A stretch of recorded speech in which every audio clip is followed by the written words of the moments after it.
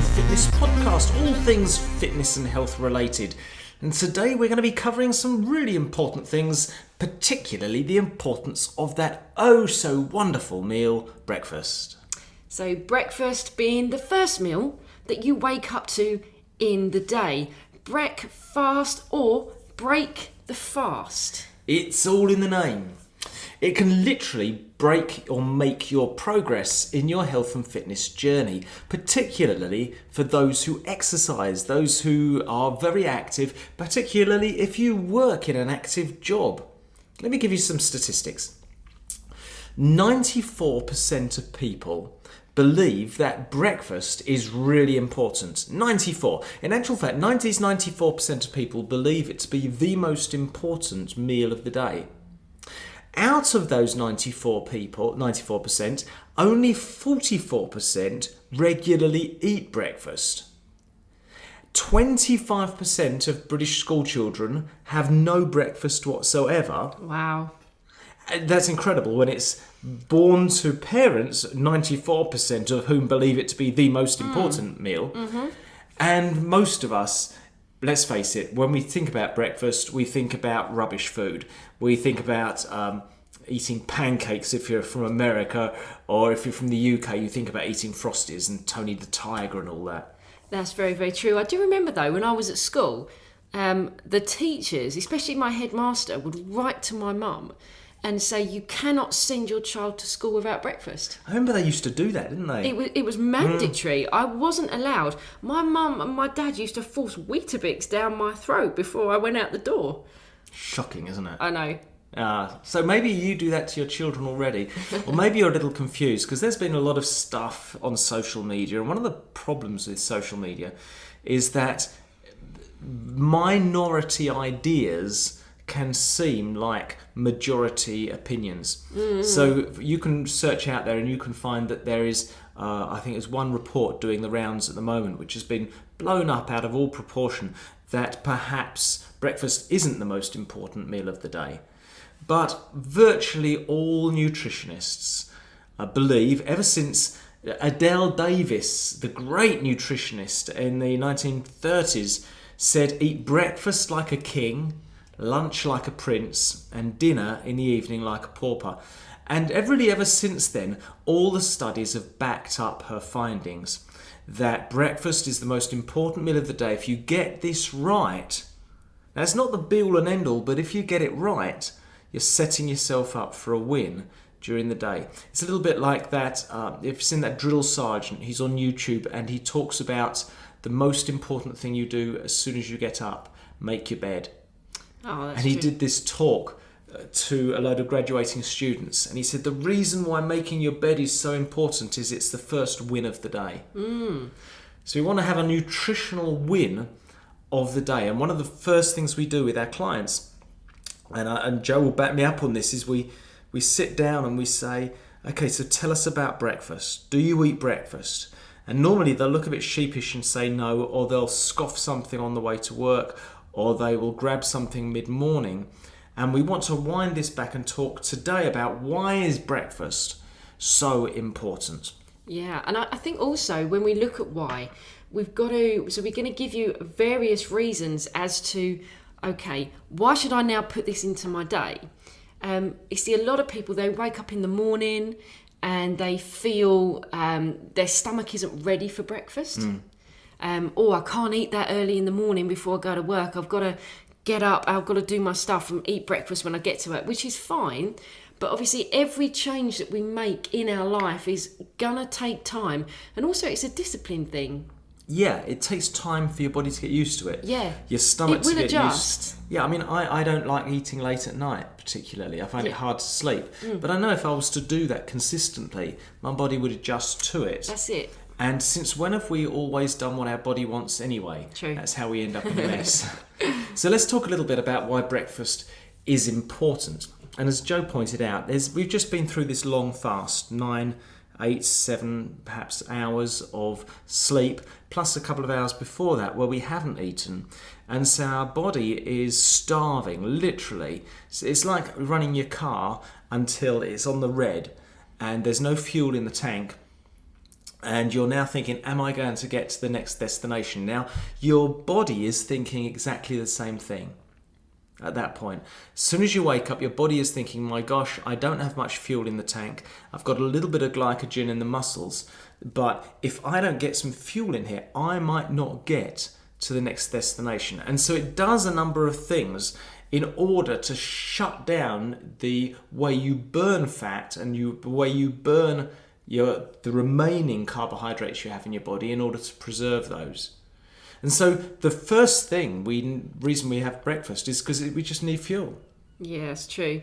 And especially for, like I say, I'm going back to when I was at school, is that they do believe that when you have fuel in the tank via good breakfast, your brain works a lot better.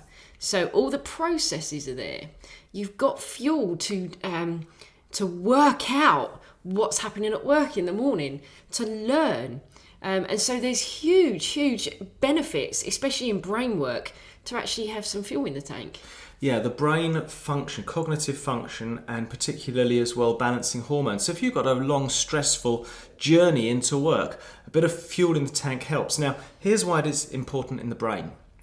The only fuel the brain can use is glucose, which is carbohydrates effectively. So without carbohydrates, that's why when you wake up, you feel a bit fuggy. You know, Fuggy. Fuggy. That's a good word. You feel fuggy sometimes in the morning, yeah, because there's very little glucose in the brain. Also, you're in oxygen depletion. Yeah, it's true. So there's not much oxygen pushing around the nutrients, and the nutrients that are there are starved out. And so we need glucose for our brain to function. So we also need protein for repair. Yes, that's right. So our bodies have been repairing our bodies throughout the night, particularly if you have an active job. Perhaps you've damaged a lot of muscle tissue and so on. And then during the night, your body is repairing tissue. So have you ever vacuumed your bed? I remember a friend of mine used to be a vacuum salesman. And one of the things he used to do was take the vacuum into people's houses and vacuum their bed and pull out tons and tons of dead skin cells out of there, and it was vile and gross. And the point was to show how great this vacuum cleaner was. But actually what it did was to prove just how much dead physical material is coming off of our bodies. And it's protein which is replacing that, which is putting that back into our bodies largely. Other things as well. So we need protein for repair. So we come out of a long fast, and we come into the day and we're in what's called nitrogen deficit.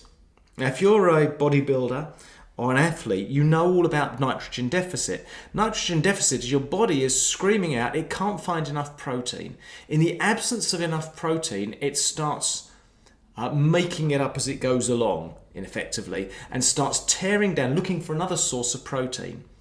Now, the other major source of protein in your life, if it's not in your stomach, is in your muscles. And so in order to repair the more essential parts of your body, perhaps your heart and so on, your body will start literally cannibalizing the protein that's in your muscles, tearing down your muscle tissue to repair other sections of the body. And of course, that's not good. If you're a bodybuilder, you're wanting to put on muscle. Yeah, that's right. You're wanting to, if you're an athlete, you want to stay with as much muscle mass as you possibly can, particularly if you're aging.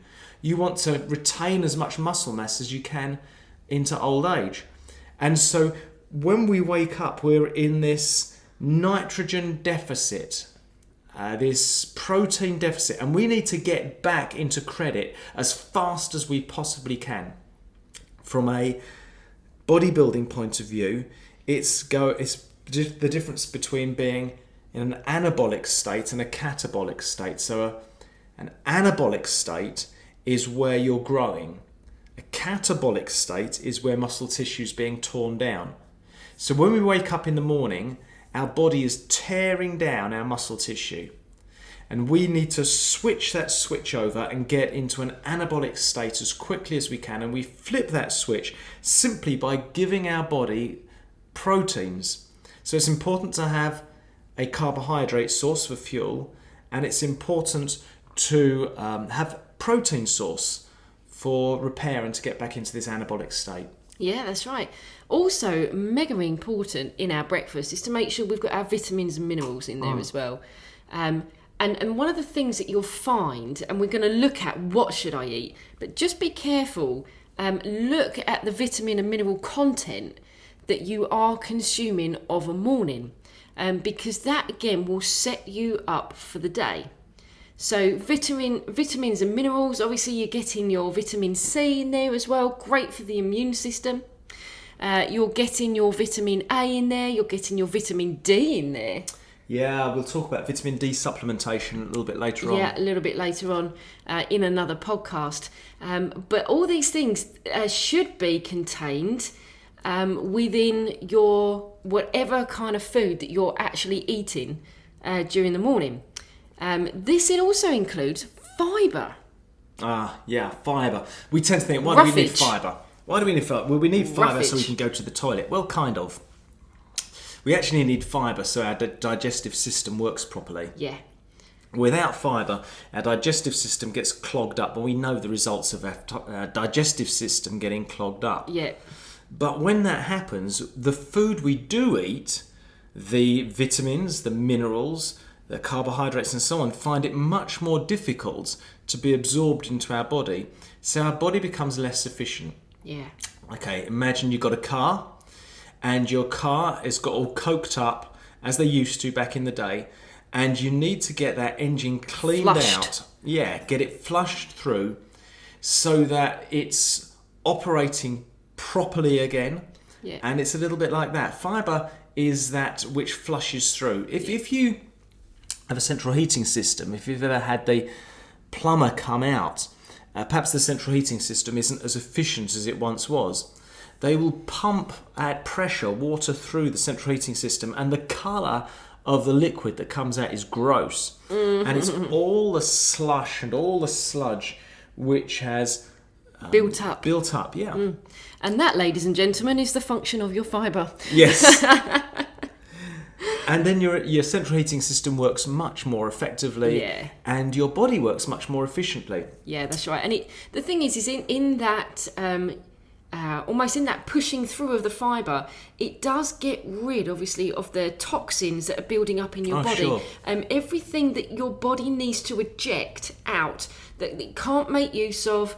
That's practically damaging your body if it stays within it. Yeah. Fibre will actually push that through, and it will help get rid of all the nasties in your body. So that's so important to keep regular.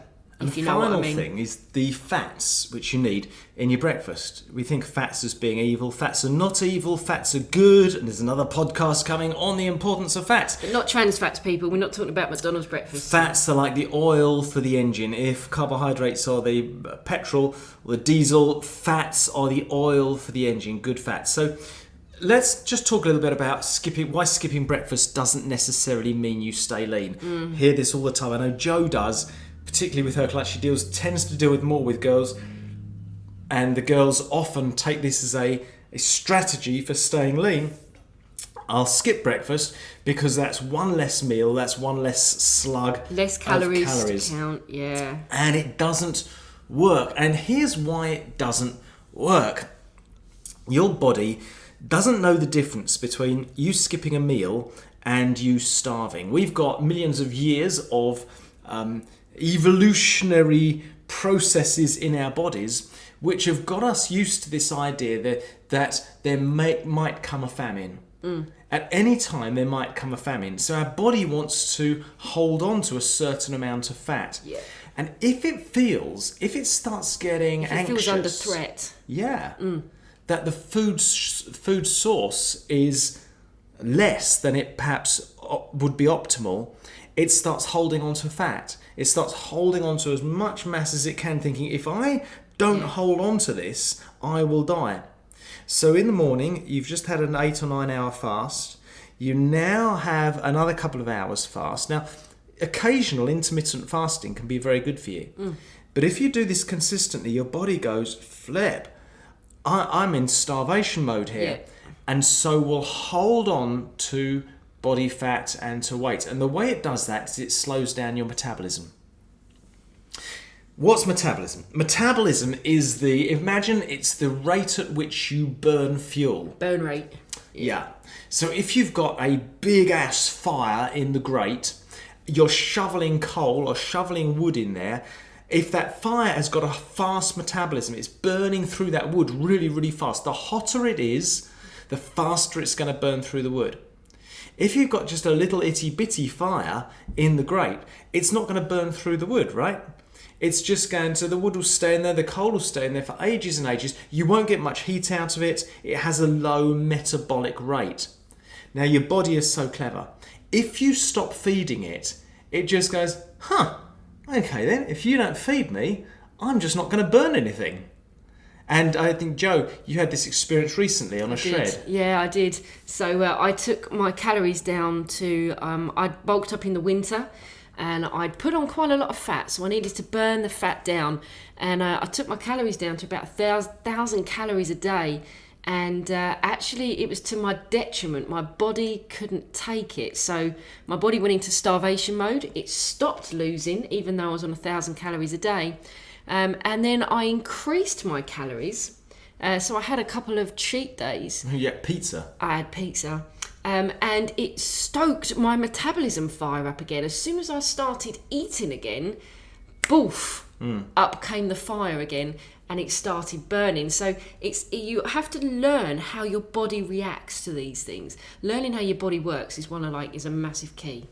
So bodybuilders, when they're preparing for a competition, they'll do this. They'll diet hard, and then they'll have refeed days where they eat a lot more calories, particularly carbohydrates, which then boosts the metabolism, and the body goes, you're not in starvation mode after all. Everything's okay. We can start using the fuel a little bit faster. So if you skip breakfast, your metabolism slows down, and if you eat breakfast, it stops you overeating later. Now, here's what happens when you don't eat breakfast. There are two hormones which are secreted in your body. Ghrelin. That's a great... You always remember ghrelin because it makes you stay. It's the hunger hormone. If you say it in Australian, it sounds pretty cool. Ghrelin. Yeah, sounds good. Right, sorry. The way to remember it is that it's secreted when the stomach's empty. So you say, my stomach's ghrelin. Yeah. It's ghrelin. Ghrelin with pain, with hunger pains. And when ghrelin is secreted, it takes over. So it can cause absolute panic. It's such a powerful chemical, such a powerful hormone in your body. You know what it's like when you're hungry and you're angry. The reason why you're angry is because of ghrelin in your system. It's taking control. It's making you angry to give you the aggression and the energy to go out and kill a wild bison and hunt something to eat. That's true. But also, it can give you panics as well. Yeah. That hormone is really, really strong. Yeah. And there's two, so ghrelin, and the other one is leptin. And leptin is it's a good twin, and leptin tells you when you're full. Yeah. So with leptin in your body, as you eat, as you starve yourself, ghrelin increases, and as you eat, leptin increases, and leptin goes, now you're full, you don't need to eat anymore. I think one of the proofs of this, with metabolism and breakfast, is, I don't know about you, but when I don't eat breakfast, I don't want any more food because my metabolism's too slow. When I do eat breakfast, does anyone think, when I do eat, God, I just keep on eating during the day? Well, you feel that because your metabolism has spiked up. The fire's burning faster. Yeah. That's why you're feeling hungry. So there's the proof in the pudding on that one. So we're looking at... that's brilliant. I like that. Proof is in the pudding. So we're looking at trying to balance these hunger hormones of ghrelin and leptin. Are we hungry? Well, that's probably because there's ghrelins in our system. Are we feeling full? And so the food choices you make can also influence this. So if you eat very high sugar, high fat foods, and foods particularly which are sugary, fatty and salty. Now that's most processed foods, convenience foods. Yep.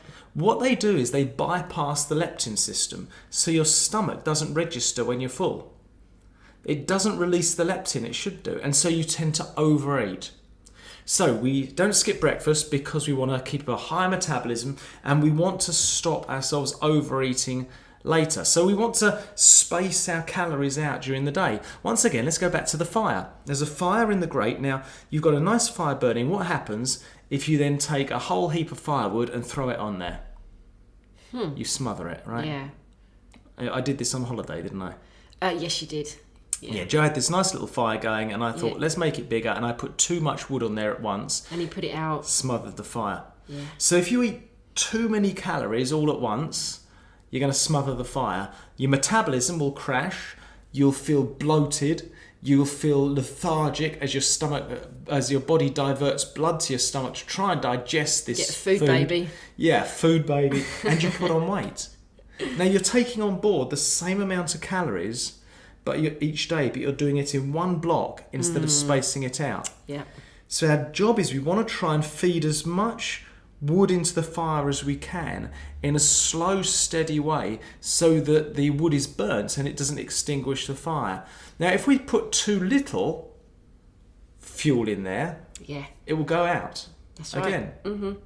So too much smothers the metabolic fire, too little extinguishes it. So if we're taking on board 2,000 calories, we want to be taking these on board at a steady pace throughout the day, ideally in 7 or 8 little meals. It'll keep the metabolism high, it'll keep burning the calories, and most importantly, when your body needs carbohydrates, they're there. Yeah. When your body needs protein, it's there. Fats, minerals, vitamins, they're always there. It never enters starvation mode. And here's another really big reason why breakfast is important, is that it avoids big insulin spikes, and this is connected with spacing out the calories. When you eat a big load of food at once, particularly carbohydrates, when you eat a whole load of carbohydrates, especially if they're sort of white carbohydrates, high if they're on not the GI. particularly good carbohydrates, there's a huge insulin spike. You feel hyper for a while. It's like kids eating Blue Smarties. You know, you're absolutely hyper. And then the insulin's job is to take the food you've eaten and do something with it. And it'll shove it into fat storage. It will try and put it so it's burnt as fuel and so on. But if you've taken a whole load of it, insulin goes through the roof. Insulin goes through the roof. It's got too much, doesn't know what to do with it. Yeah. And then what happens after about an hour is you have an insulin crash, and then you feel miserable, and then you have to eat again.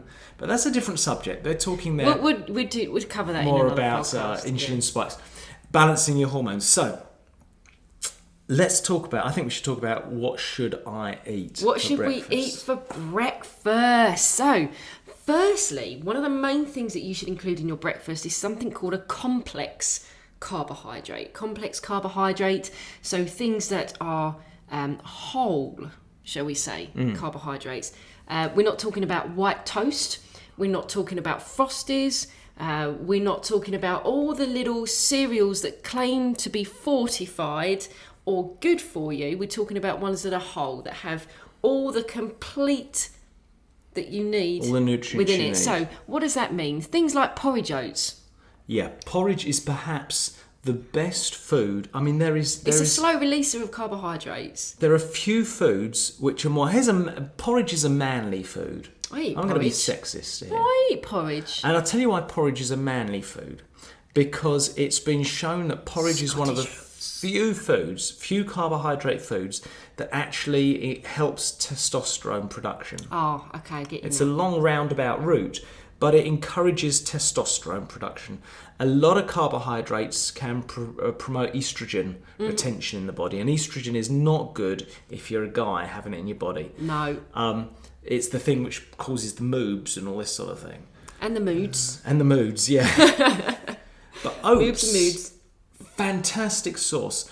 They burn. It's a nice slow sauce. You know when you get good firewood and you put it in it doesn't spit and it just slowly burns. Yeah. That's your oats, your breakfast porridge in the morning. Yeah. But once again, as Joe said, everything that's good, they've produced an evil twin for it. So you can get great porridge oats. Just mix them up with a bit of water, cook them on the stove. Absolutely lovely. Don't add sugar to them. If you want them sweeter, add a bit of stevia in there. Yeah. Beautiful, perfect breakfast cereal, particularly if you add some milk to there, because then you've got some proteins in there. Protein in there, yes, right.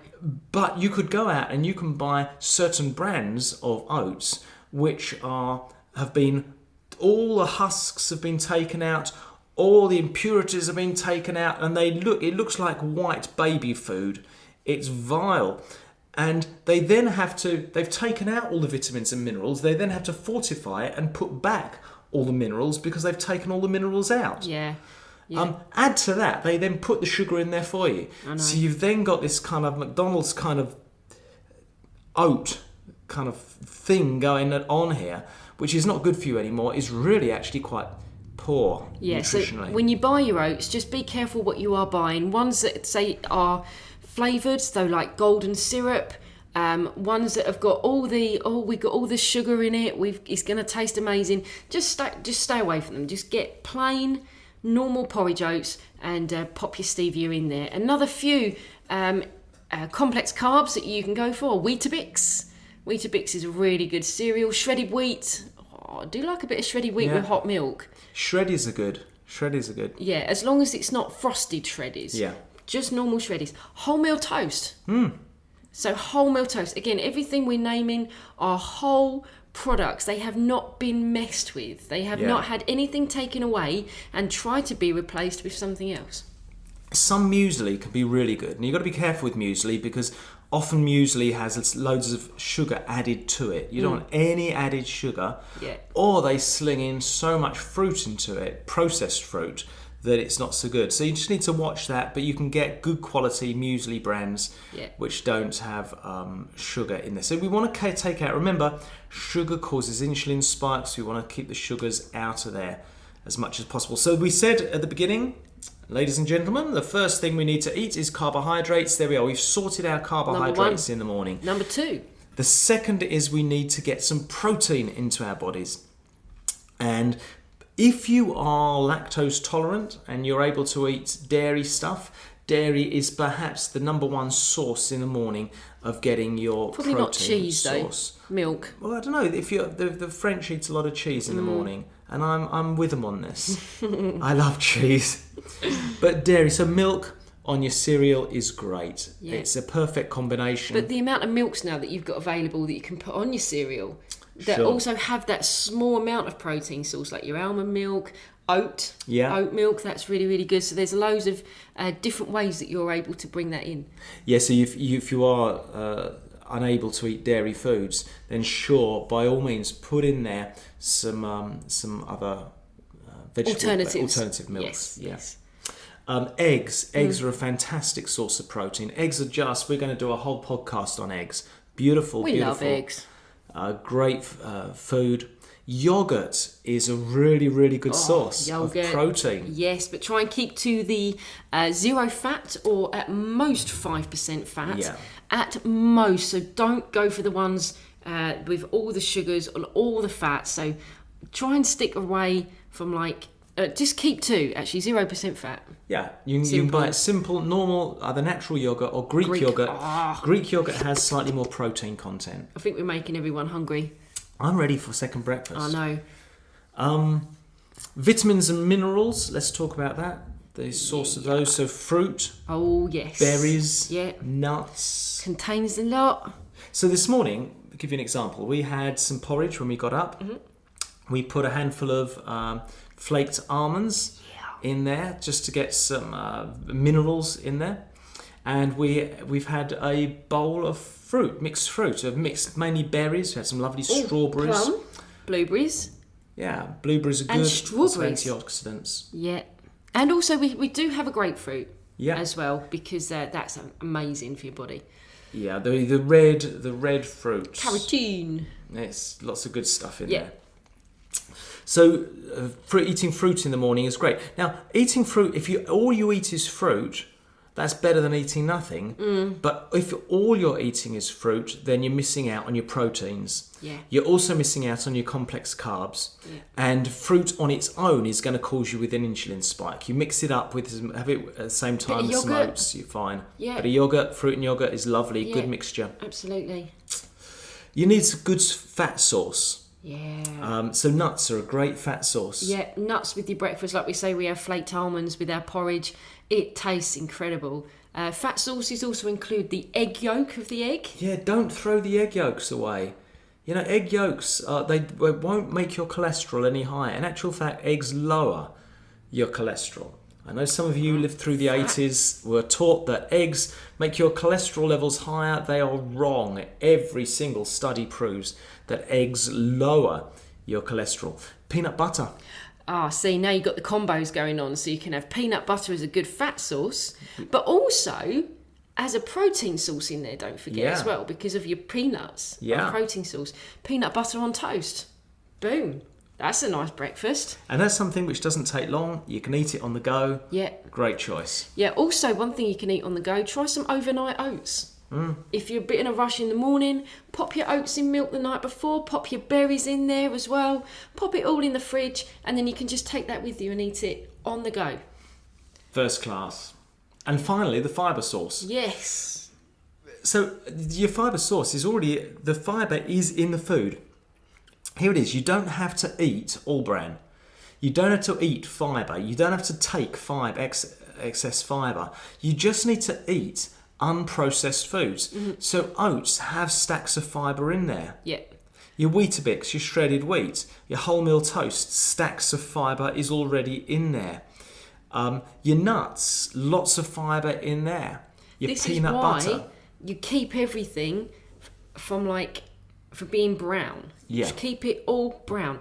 Keep it whole, because in white they strip all of that out. Yeah. And then they just replace it with sugar just to make it taste a little bit better.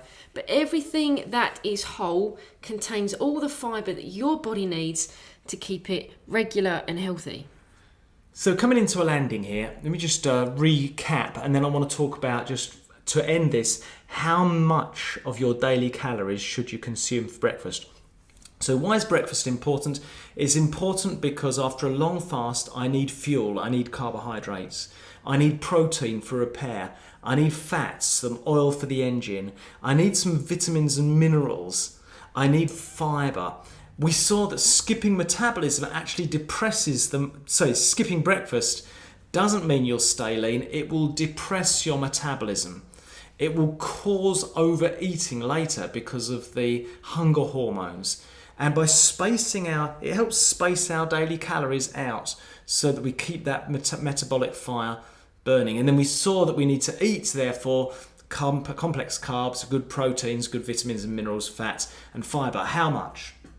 How much do I eat? And this is where dear Adele Davis, who we spoke about earlier, comes into play. Eat breakfast, she said, like a king, lunch like a prince, and dinner like a pauper. We would suggest, and we say to our clients, that they should be eating about a quarter of your daily calories for breakfast. So here it is. You're going to need your carbohydrates during the day. You're not going to need them while you're asleep. So don't go eating them all before you go to bed. There's no sense in that. Now you are going to need some protein to repair overnight. So eat protein at night. Yeah. But you're not going to need carbohydrates. So put the fuel in the tank before you set out for your journey, not once you arrive at the destination on the back of a pickup truck, right? It's not rocket science. No. So we want to be onboarding. Let's say we're eating 2,000 calories in the course of a day. For breakfast, we want to be onboarding at least a quarter of those calories. More than that if you work out in the morning. So Joe and I work out mid-morning every morning. And so we tend to onboard by the time we get to the gym, and just that immediate period just after the gym, we've onboarded a third of our calories, entire daily calories, by about 11 o'clock we've taken on board. So we want to be consuming, aim for that, a quarter of your daily calories for breakfast. Build up to it slowly.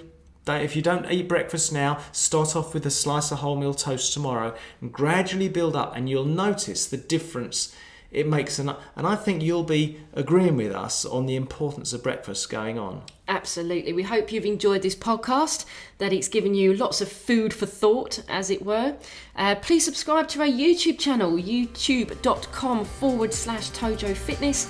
And if you are interested in being one of our clients, we are still taking on online clients, including the Peak Nutrition Program, but spaces are becoming very, very limited. So we thank you for tuning in today. We love these times with you. And we hope you have a blessed day. Enjoy those breakfasts.